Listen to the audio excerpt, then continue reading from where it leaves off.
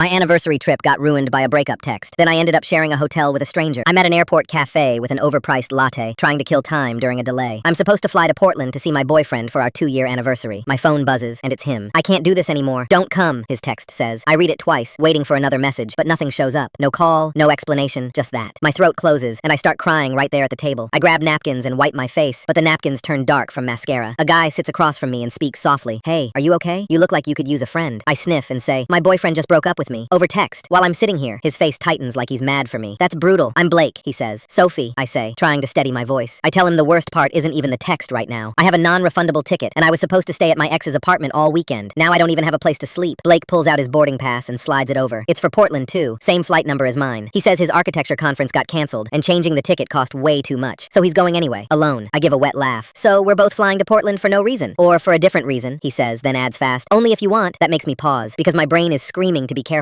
I ask blunt questions anyway. Are you traveling alone? Do you have anyone waiting there? Alone. No one waiting, he says. I say, I can't just follow a stranger around. Good, he replies. Let's keep it simple. Public places only. You can send my name to a friend, and we can get a room with 2 keys and a pull-out couch. Boarding gets called, and we're on the same flight, a few rows apart. Halfway through, my phone lights up with a missed call from my ex, but no voicemail. I show Blake the screen, and he just says, you don't owe him anything tonight. In Portland, the air feels cold and wet. We check into a plain hotel downtown, and Blake takes the pull-out couch without a debate. At the front desk, the clerk says they only have 1 room left with a pull-out, and my stomach drops. Blake looks at the clerk and says, 2 keys, please, and the couch is mine. I text my best friend in Chicago his name and the hotel name, just in case, right away. Blake turns his phone so I can see his full name on his ID, like he's trying to make this easy for me. The next day he asks, wanna see the city? At Powell's Books we wander around for hours, and he makes jokes about how he still can't order coffee like an adult. He buys a small notebook and hands it to me. For your kids' book ideas, he says. I open it and see he already wrote the first line. Sophie makes it to Portland anyway. Outside, it starts raining out of nowhere, and we sprint under an awning, laughing. I catch myself laughing for real, and it feels weird in a good way. We grab donuts from a food truck, and I finally ask, why are you being so nice to me? He shrugs. You looked like you needed a friend, and I needed a weekend that wasn't work. Saturday turns into markets, random snacks, long walks, and talking in the hotel lobby until it gets quiet. We try the rose garden, and he keeps stopping to read the little signs like he's studying for a test. At a street vendor, he dares me to try a strange, spicy candy, then makes a face when I offer him a bite. We take a wrong turn, and I end up guiding us with a map while he jokes that I'm the responsible one. At one point, my ex texts, can we talk? And my hands start shaking again. Blake doesn't reach for my phone or tell me what to do. He just asks, do you want to answer? No, I say, and I delete the text. Sunday evening, we sit by the river, watching the water move. Blake rubs his palms on his jeans and looks nervous for the first time. Sophie, this is going to sound crazy, but I don't want this weekend to end, he says. I blink at him. Blake, I live in Chicago. You said you're from Denver. So what? He says. People visit. People figure it out. And I really like you. I wait for him to laugh, but he doesn't. My chest feels tight, not from panic this time, but from being seen. I squeeze his hand and whisper, this is insane. He smiles like he's scared and hopeful at the same time. Good insane or bad insane? Instead of answering, I lean in and kiss him, tasting coffee and sugar, and he kisses me back. Now my friends are saying I was reckless to stay with him. Was I wrong?